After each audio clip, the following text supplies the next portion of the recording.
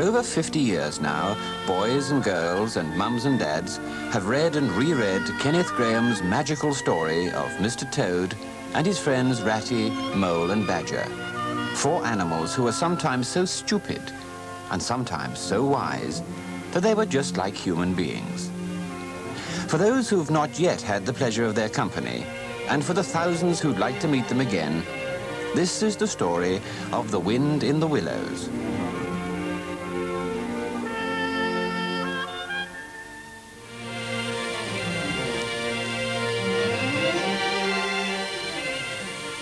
Without a doubt, it was the artful persuasion of Mr. Toad that led the excited mole and the reluctant rat onto the open road in the canary-coloured caravan. Their first day had been great fun, but little did they know just what was in store. After so much open air and excitement, the Toad slept very soundly that first night of their venture, and Ratty and Mole had given up their efforts to rouse him out of bed the following morning, because no amount of shaking had had any effect. So the rat turned to, quietly and manfully, and saw to the horse and the fire, and cleaned last night's cups and platters, and got things ready for breakfast.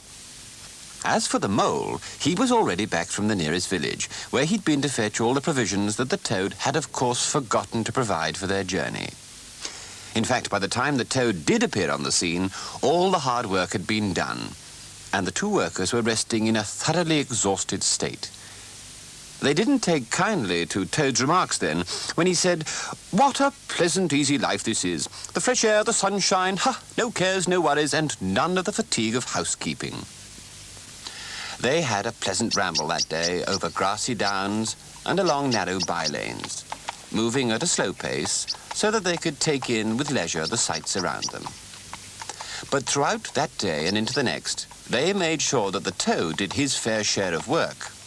That isn't to say that whenever they turned their backs, he didn't try and slip away for another rest in his bunk.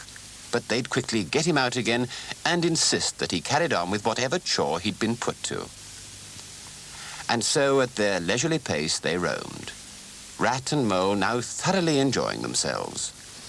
As for Toad, he was now by no means as rapturous about the simplicity of the primitive life. It was the afternoon of the second day, when they'd left the narrow lanes and had come out onto the high road, their first high road. They were strolling along easily, the mole by the horse's head, talking to him, since the horse had complained that he was being frightfully left out of it, and nobody considered him in the least. The Toad and the water rat walking behind the cart, talking together. At least, Toad was talking, and Rat was saying at intervals, "Oh, yes, precisely. And what did you say to him?" And thinking all the time of something very, very different.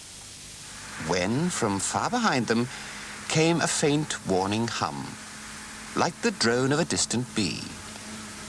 Glancing back, they saw a small cloud of dust, with a dark centre of energy advancing on them with incredible speed, while from out of the dust a faint poop poop wailed like an uneasy animal in pain. Hardly regarding it and little knowing the disaster that was about to overtake them, they turned to resume their conversation. Then it was upon them, in an instant blast of wind and a whirl of sound that made them jump for the nearest ditch. The poop poop rang out with a brazen shout in their ears. They had a moment's glimpse of an interior of glittering plate glass and rich morocco, and the magnificent motor car, immense, breath-catching, passionate, with its driver tense and hugging his wheel, possessed all earth and air for the fraction of a second, flung an enveloping cloud of dust that blinded and enwrapped them utterly, and then dwindled to a speck in the far distance, changing back into a droning bee once more. The old grey horse, in this new, raw situation, simply abandoned himself to his natural emotions. Rearing, plunging, backing steadily, in spite of all the mole's efforts at his head and lively language directed at his better feelings, the horse drove the cart backwards towards the deep ditch at the side of the road. It wavered an instant, and then there was a heart-rending crash, and the canary-coloured cart, their pride and joy, lay on its side in the ditch, an irredeemable wreck. The rat danced up and down in the road, simply transported with passion. "You villains!" he shouted, shaking both fists. "You scoundrels, you highwaymen, you road hogs! I'll have the law on you. I'll report you through all the courts." His homesickness had slipped away from him, and for the moment he was the skipper of the canary-coloured vessel, driven on a shoal by rival mariners, and he was trying to recollect all the fine and biting things he used to say to masters of steam launches when their wash used to flood the river bank and his parlour carpet at home. Toad sat straight down in the middle of the dusty road, his legs stretched out before him, and stared fixedly in the direction of the disappearing motor car.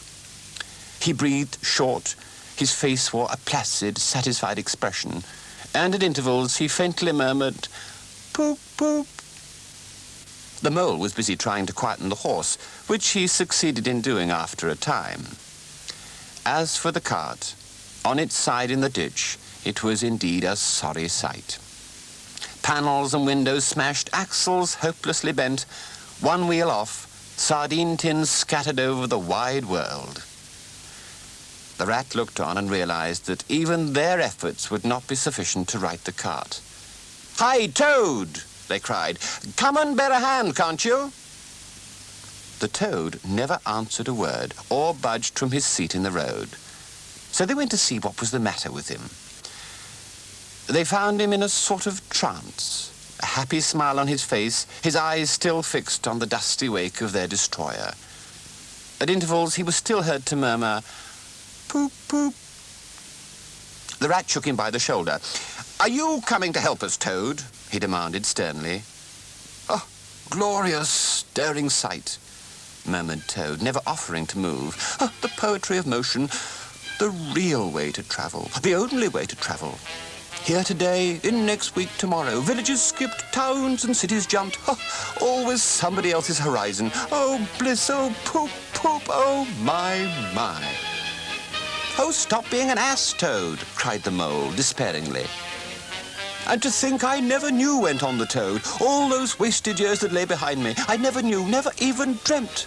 Oh, but now that I know, now that I fully realize, oh, what a flowery track lies before me henceforth. What dust clouds shall spring up behind me as I speed on my reckless way. What carts I shall fling carelessly into the ditch in the wake of my magnificent onset. Horrid little carts, common carts, canary-coloured carts." "What are we to do with him?" asked the mole of the water rat. "Nothing at all," replied the rat firmly, "because there's nothing really to be done. You see, I know him of old. He's now possessed. He's got a new craze, and it always takes him that way in its first stage. He'll continue like that for days now, like an animal walking in a happy dream, quite useless for practical purposes. Never mind him, though. Let's go and see what's to be done about the cart." A careful inspection showed them that even if they succeeded in righting it by themselves, the cart would no longer travel. The axles were in a hopeless state, and the missing wheel was shattered into pieces. The rat knotted the horse's reins over his back and took him by the head. "Come on," he said grimly to the mole. "It's 5 or 6 miles to the nearest town, and we'll just have to walk it. The sooner we make a start, the better." "But what about Toad?" asked the mole anxiously as they set off together. We can't leave him here, sitting in the middle of the road by himself, in that distracted state. It's not safe. Supposing another thing were to come along." "Oh, bother Toad," said the rat savagely. "I've done with him." They'd not proceeded very far on their way, however, when there was a pattering of feet behind them, and Toad caught them up and thrust a paw inside the elbow of each of them, still breathing short and staring into vacancy. "Now look here, Toad," said the rat sharply. "As soon as we get to town, you'll have to go straight to the police station and see if they know anything about that motor car and who it belongs to, and lodge a complaint against it. And then you'll have to go to a blacksmith's or a wheelwright's and arrange for the cart to be fetched and mended and put to rights. It'll take time, but it's not quite a hopeless smash." "Police station? Complaint?" murmured Toad dreamily. "Me complain of that beautiful, that heavenly vision that's been vouchsafed me? Mend the cart? I've done with carts forever. I never want to see the cart or hear of it again. Oh, Ratty, you can't think how obliged I am to you for consenting to come on this trip. I wouldn't have gone without you. And then I might never have seen that swan, that sunbeam, that thunderbolt. I might never have heard that entrancing sound or smelt that bewitching smell. I owe it to you, my best of friends. The rat turned from him in despair. "You see what it is," he said to the mole across Toad's head. "He's quite hopeless. I give it up. When we get to the town, we'll go to the railway station, and with a bit of luck, we might pick up a train there that'll get us back to Riverbank tonight.